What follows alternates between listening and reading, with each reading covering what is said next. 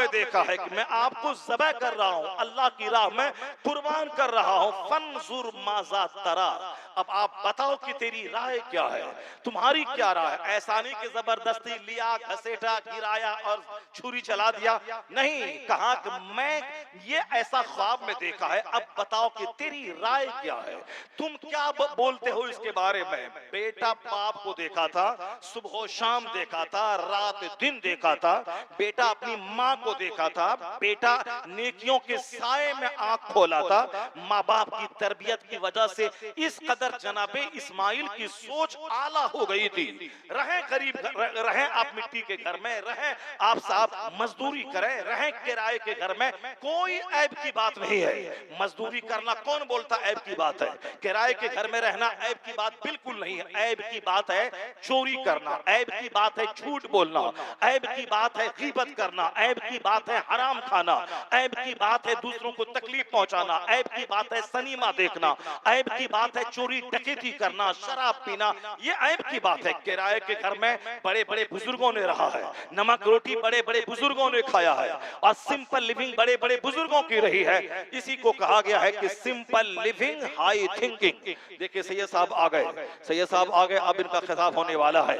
अल्लाह तबारक व तआला आप सबों को आलिमों की कदर करने की तौफीक अता फरमाए। बस थोड़ी देर, बस औलाद और वालिदैन के रिश्ते को मैं बता दूं, उसके बाद फिर मैं आपसे रुखसत हो जाता हूं, क्योंकि हर बच्चे जो गैर शादीशुदा हैं वो कल शादीशुदा होंगे, वो कल बाप बनेंगे, तो बहैसियत बाप कैसे रहे। सिर्फ माल माल माल करना है।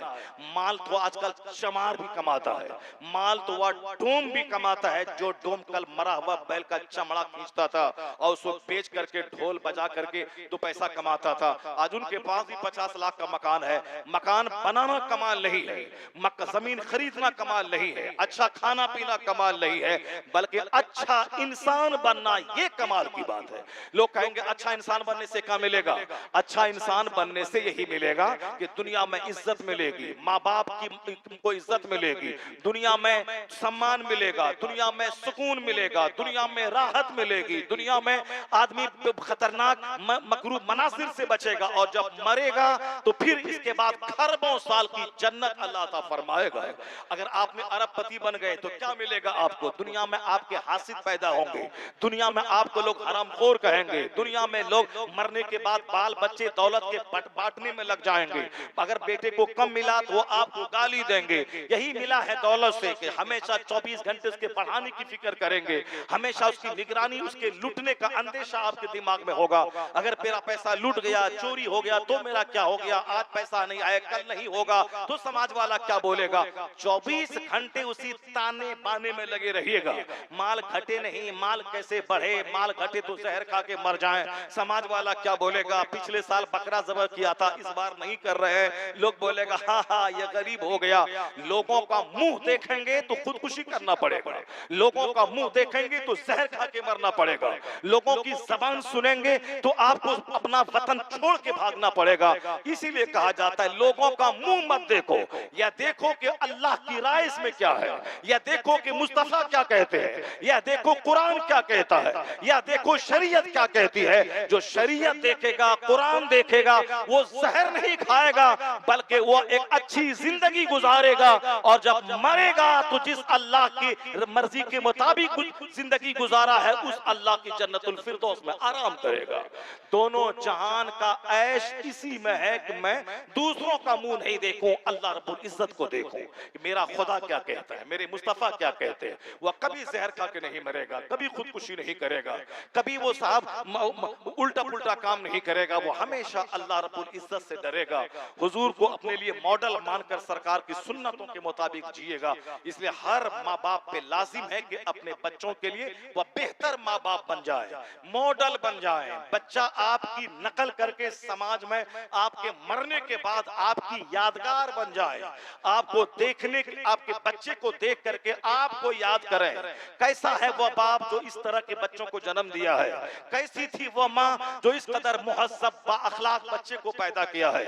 ऐसा न हो कि सड़ा हुआ बच्चा, शरीर बच्चा, दूसरों को धोखा देने वाला, दूसरों को परेशान करने वाला, दूसरों को तकलीफ देने वाला, समाज का नाश करने वाला, ताकि उसको देखने के बाद लोग बोले कैसा घटिया बाप था जो इस रजील को पैदा किया, कैसी माँ थी जिसके कोख से खबीस मरदूद पैदा हुआ है। इसलिए अपने बच्चों के लिए मॉडल बाप आप बन जाए। जनाब इब्राहिम ने जैसे ही कहा कि लाल मैं आपको ज़बह कर रहा हूँ, जनाब इस्माइल तो उसी का बेटा तो था जो इब्राहिम अलैहिस्सलाम अल्लाह की खातिर आग में कूद गए, उसी का तो बेटा था जो अल्लाह के लिए इराक छोड़ के फिलिस्तीन चले गए, उसी इब्राहिम का बेटा तो था जिस अल्लाह पर भरोसा करते हुए दूध पीते बच्चे को चटियल बयाबान में छोड़ के सिर्फ अल्लाह पर भरोसा करते हुए वहां से निकल गए। और माँ भी तो ऐसी लाजवाब थी, जनाब इब्राहिम छोड़ के जब निकलने लगे, औरत पूछी कि किसके भरोसे छोड़ के जा रहे हैं, न सायादार दरख्त है, चटियल मैदान है, कैसे रहूं, न कोई इंसान है जिससे मैं दिल बहला सकूं, कैसे रहूं, न पानी का इंतजाम है कि पानी पी सकूं, किसके भरोसे छोड़ के जा रहे हैं।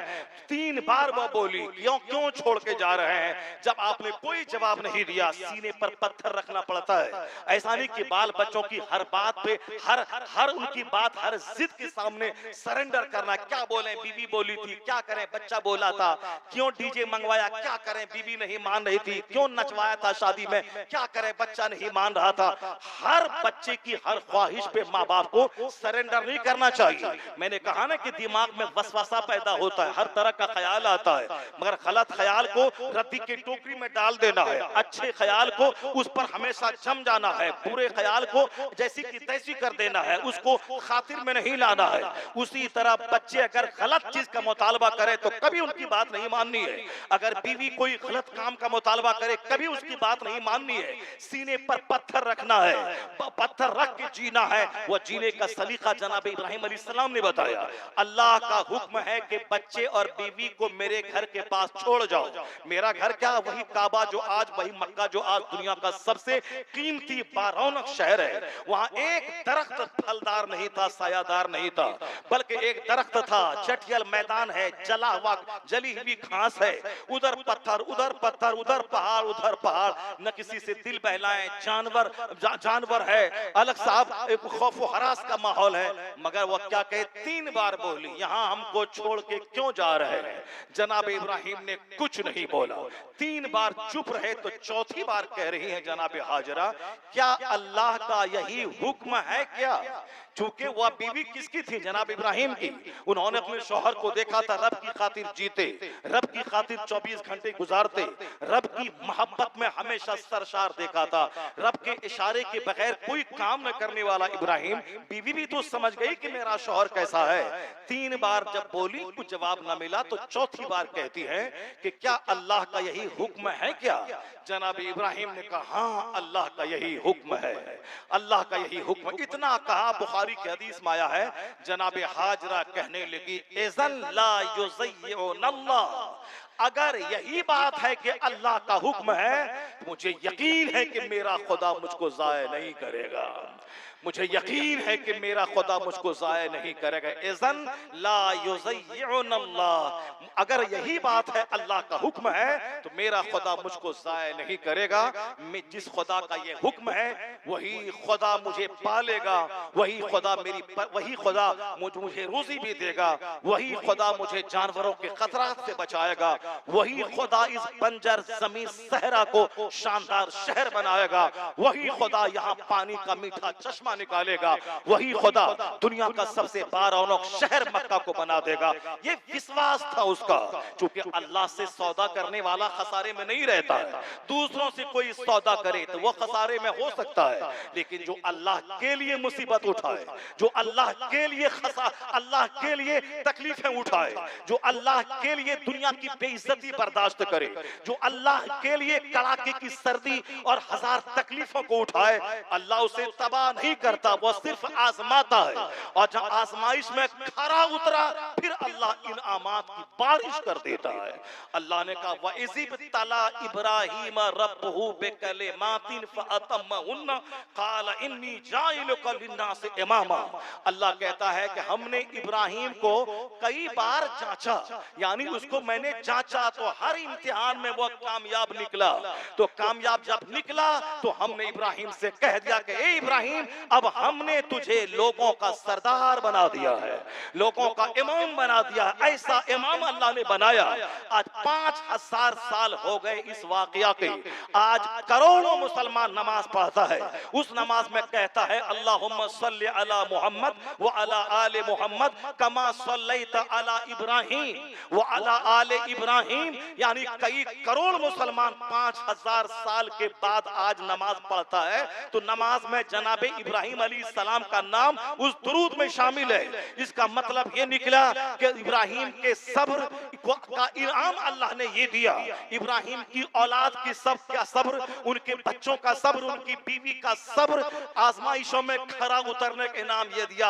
अब जब तक दुनिया रहेगी इब्राहिम और आले इब्राहिम का चर्चा दुनिया में होता रहेगा। यह इनाम है, अल्लाह ने जनाब इब्राहिम को सरदार बना दिया। वह सरदार है, वह दुनिया के इंसानों के इमाम है। पैगंबर आजम अलैहिस्सलाम जिस नबी का कलमा हम पढ़ते हैं वो उसी जनाब इब्राहिम की औलाद में से है, उसी जनाब इस्माइल अलैहिस्सलाम की औलाद में से अल्लाह ने महबूब सी वकार को दुनिया में मबूस फरमाया है। तो जनाब हाजरा के इसी एतमाद, इसी कॉन्फिडेंस, इसी सब्र, इसी पेशेंस कि अल्लाह का जब हुक्म है मैं राजी हूं। अब उसको न शेर का खतरा है, न गरीबी का खतरा है, न पानी का खतरा है, न भूख का अंदेशा है, न प्यास का अंदेशा है। जब रब का हुक्म यही है तो मैं राजी हूं। सामने तो पत्थर रख करके सीने पे बच्चा को छोड़ के निकल गए, बुढ़ापे में चांद जैसा बच्चा दिया था, छोड़ के पत्थर रख के निकल गए। जब बच्चे और बीवी से ओझल हो गए तो हाथ उठा के रो रो कर रब की बारगाह में दुआ करने लगे, इलाही इन्नी अस्कंतो, ए अल्लाह मैंने अपने बच्चों को इस गैर ज़ीज़रा में, यानी जाना खेती है न कुछ है, इस वादी में तेरे घर के पास मैंने अपने बच्चों को क़याम पजीर कर दिया है। ए अल्लाह तू उसके लिए फलों में से रोजी अता फरमा, रोजी अता फरमा, मेरी औलाद में बरकत अता फरमा। जब ओझल हो गए तो दुआ की, उस दुआ का फैज ये मिला कि चंद दिन में जब तोशा खत्म हो गया, जब सैयदा हाजरा जब 7 बार चक्कर लगाई, बच्चों को देखा एड़ी रगड़ रहा है, वहां करीब आई तो देखा कि जिस प्यास की शिद्दत से बच्चा बेचैन था उसी एड़ी से ज़मज़म का मीठा ठंडा चश्मा नमूदार हो गया। इतना बड़ा समंदर है कि आज 5000 साल से वह समंदर खुश्क नहीं हुआ।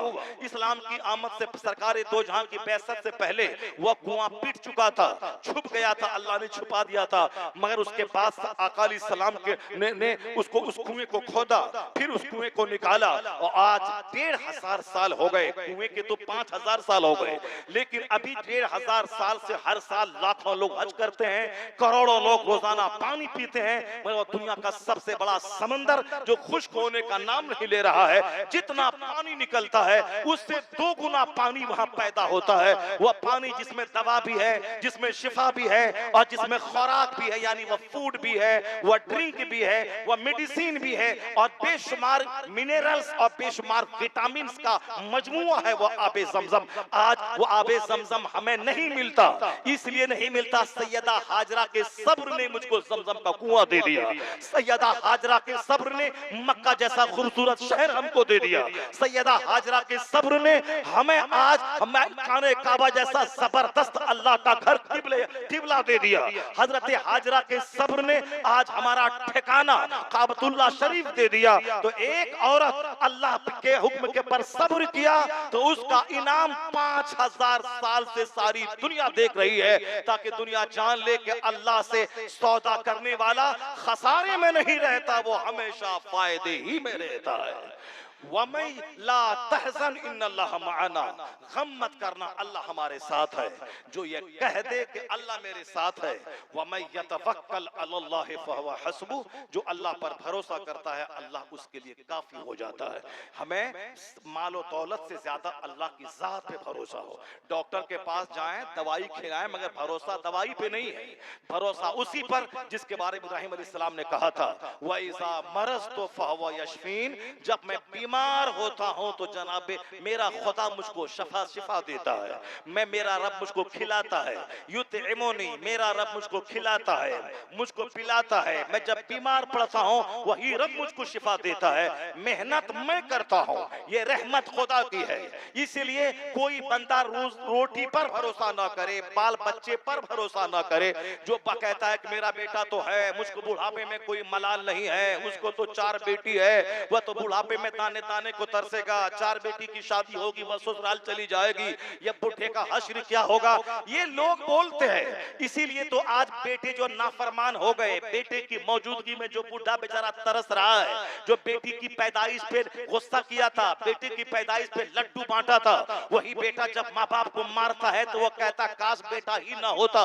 वह बेटी जो 100 किलोमीटर दूरी पे जिसका ससुराल है, बाप परेशान है, उसको खबर मिली, वह दौड़ के आती है, लाद कास के डॉक्टर के पास ले जाती है, अपने शौहर का पैसा बाप के पीछे खर्च करती है। अब बाप बोलता है कि जिस बेटी की पैदाइश पे लड्डू बांटा था वह तो अपने बच्चों में मस्त है, उसको डॉक्टर के पास ले जाने की फुर्सत नहीं है। और जिस बेटी की पैदाइश पर मैंने गुस्सा किया था, चेहरा लटकाया था, इस संकट की घड़ी में वही बेटी काम आ रही है। अल्लाह तबारक व तआला बताता है बंदों को, अगर तुमने औलाद पे भरोसा किया, जमीन पे भरोसा किया, अपनी ताकत पे भरोसा किया तो खसारे में रहोगे। अगर अल्लाह पे भरोसा किया, वमन यतवक्कल अलल्लाह फहुव हस्बु, तो वही खुदा तेरे लिए काफी हो जाएगा।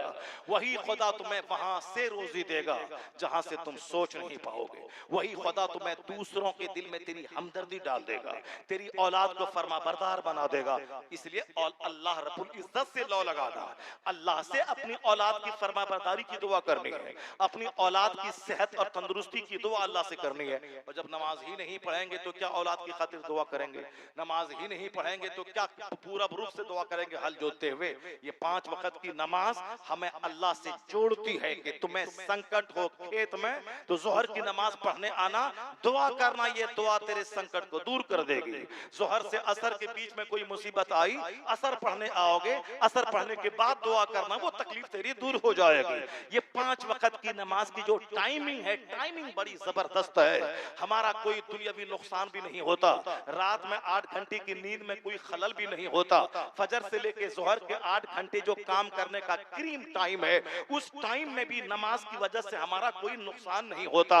ये जबरदस्त टाइमिंग है नमाज की। चूंकि दिमाग में सारी बातें हैं नहीं, इसीलिए औलाद पे, पैसा पे, खेती बाड़ी पे, जमीन पे, मकान पे हमारा भरोसा चला गया। अब पैसा बढ़ता जा रहा है, चेहरा सूखता जा रहा है, पैसा बढ़ता जा रहा है, आदमी की परेशानी और बढ़ती जा रही है। लोग कहता कहां है शिफा, कहां है राहत, कहां है चैन? अल्लाह ने चैन नहीं रखा है पैसों और जमीन में, अल्लाह ने सारा चैन अपनी इबादत में रखा है, अपने जिक्र में रखा है। जरा देखें, जनाब इब्राहिम को जनाब इस्माइल ने देखा था तो बच्चा बोला, कुरान शरीफ कहता है क्या कहा? फनजुर माजा तरा। जब कहा फनजुर माजा तरा, बेटे तेरी क्या राय है? जनाब इस्माइल कहने लगे, या अबती फअल मा तुमर, मेरे अब्बू जान जो आपको हुक्म हुआ है आप कीजिए। आप अपने बेटे को सातजिदुनी इंशाअल्लाहु मिनस साबिरीन, अपने बेटे को आप सब्र करने वाला पाएंगे।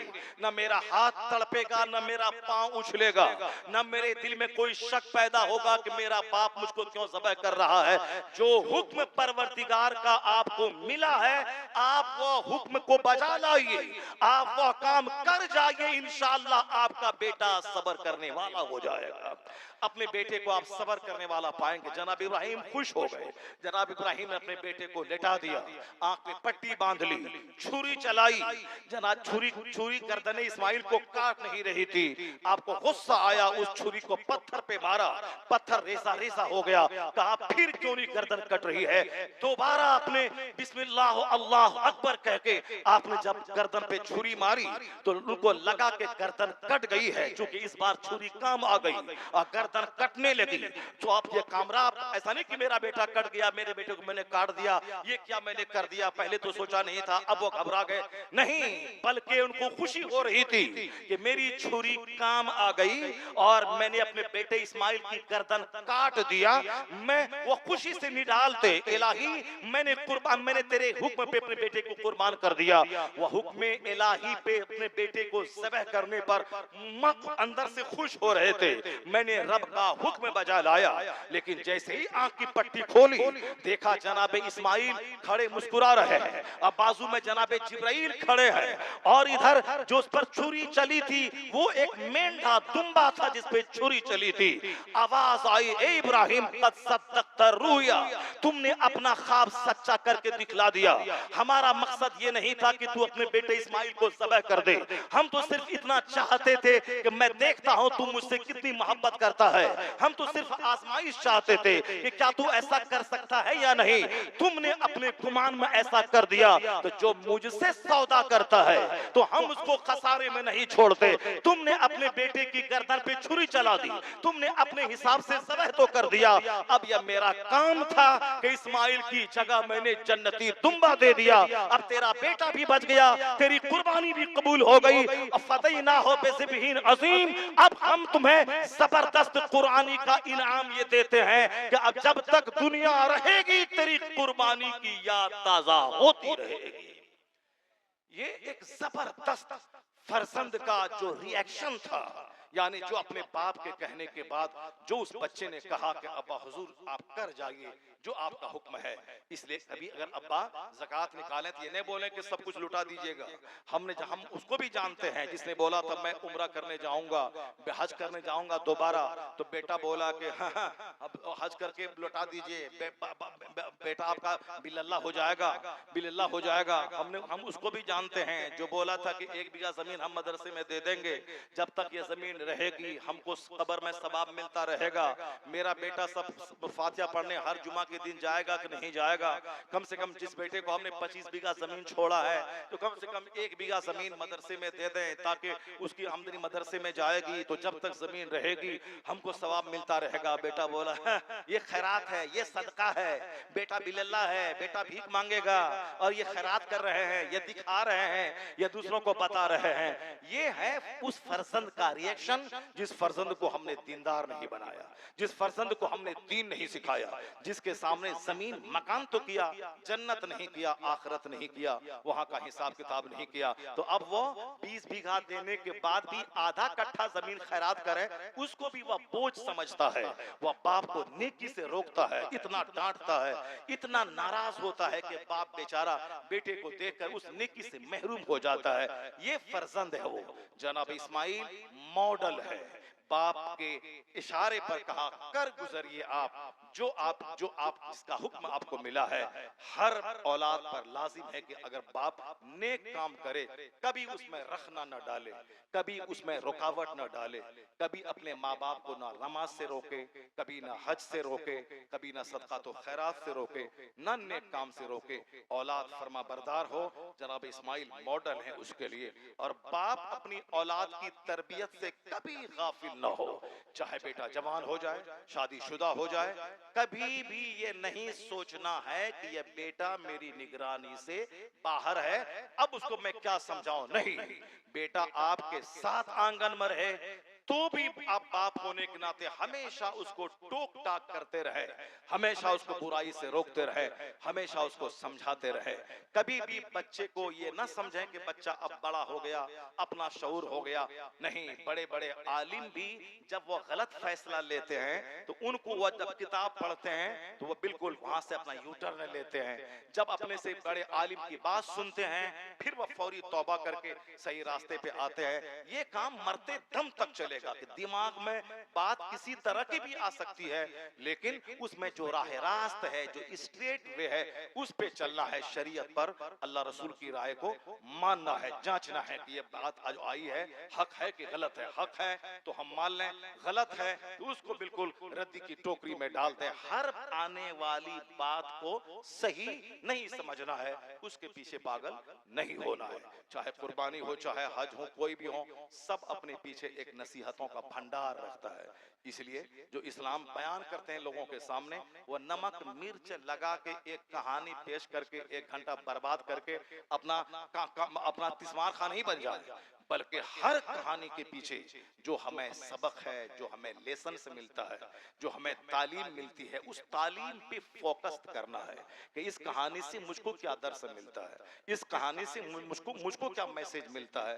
असल चीज वही है, फातबिरू या उलिल अबसार, कुरान में आया है, ए अक्लमंदो इबरत हासिल करो, आंखें खोल के रहो। लक़द कान फी क़ससिहिम इबरतुल लिउलिल अलबाब, अल्लाह कहता इन कहानियों में अक्लमंदों की आंख खुलने की बात है। बेवकूफ लोग तो सिर्फ आएगा, तमाशा देखेगा, झुलवा झूलेगा, चला जाएगा। अक्लमंद है वो जो एक एक जुमले को अपने लिए इक्सीर हयात समझेगा। अक्लमंद है वो जो इस मजलिस की बातों को अपनी जिंदगी के लिए रोशनी समझेगा। अक्लमंद है वो जो अपनी जिंदगी के लिए उसमें से रूहानी खुराक हासिल करेगा। इसलिए अक्लमंदों को नसीहत हासिल करना चाहिए, अक्लमंदों की आंख खुलनी चाहिए, अक्लमंदों के लिए ही ये सारी बातें होती हैं। बेवकूफ लोगों को तो कुछ भी समझ में नहीं आता है, उसके लिए तो दुनिया में खाए पिए मर जाए। अक्लमंद ही को सोचना है कि दुनिया में कैसे रहना है कि हमें आखिरत में चैन मिले, आराम मिले, जन्नत मिले। अल्लाह तबारक व तआला हमको आपको सबों को नेक लोगों की जिंदगी से सबक हासिल करने की तौफीक अता फरमाए। सरकार ताजुल शरीयह के बारे में हम बहुत कुछ बयान कर चुके हैं। इससे पहले की सारी मजलिसों में उनकी करामत, उनके इस्तिकामत, उनके पढ़ने का अंदाज, मुताला करने का अंदाज, 24 घंटे को काम मेहनत में लगाने का अंदाज, 70 साल के बुढ़ापे में भी स्टडी करने का अंदाज, वो सारी बातें मैंने बता दिया है कि एक मशीन थे ताजुल शरीयह। मरते दम तक कभी भी आप वक्त को बर्बाद नहीं किया, एक एक मिनट को कीमती समझा। बचपन में पढ़ते रहे, उसके बाद पढ़ाते रहे, फिर सेल्फ स्टडी भी करते रहे, यहाँ तक कि आखिर वक्त में 70 साल की उम्र थी, आंख की बीनाई कमजोर हो चुकी थी, फिर भी दूसरों से सुन सुन के आपने पूरा कुरान पाक हिफ्ज कर लिया। ये काम के धुन के पक्के थे सरकार ताजुल शरीयह। सिर्फ कहानी सुन लेने का नाम नहीं, फैजान ताजुल शरीयह का मतलब सिर्फ उनके मजार पे जाके फातिहा चादर चढ़ाने का नाम नहीं, उनकी जिंदगी से नूर हासिल करना है। मुझे भी एक एक मिनट को कीमती समझना है। दूसरों के सामने बैठ के बिला वजह गप सड़का करके झूठी बातें बोलकर गुनाह नहीं कमाना। कुरान में आया है, मा यल्फस, जो लफ्ज तेरी जबान से निकलता है, दो निगरां फरिश्ते हैं, रकीबुन अतीद, जो तेरी हर बात को नोट करते हैं।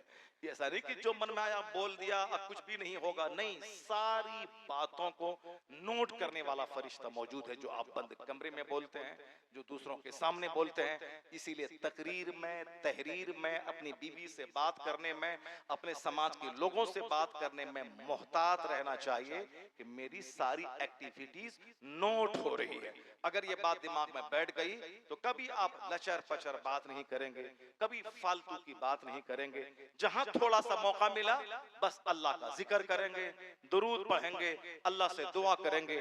अगर वह मकबूल घड़ी मिल गई तो जो 1000 घंटे में दुआ करने से दुआ कबूल नहीं हुई, वो सटीक घड़ी मिल गई, दुआ निकली, फौरी दुआ कबूल हो गई। अल्लाह तबारक व तआला हम सबों को एक एक लम्हे की कद्र करने की तौफीक अता फरमाए। सरकार ताजुल शरीयह के फैजान से अल्लाह हम सबों को माला माल फरमाए। सरकार ताजुल शरीयह के सदक़े में अल्लाह हम सबों को नेक और मुत्तकी बनने की तौफीक अता फरमाए। आमीन व आखिरु दावाना अनिल हम्दुलिल्लाहि रब्बिल आलमीन। अस्सलामु अलैकुम व रहमतुल्लाहि व बरकातुहू।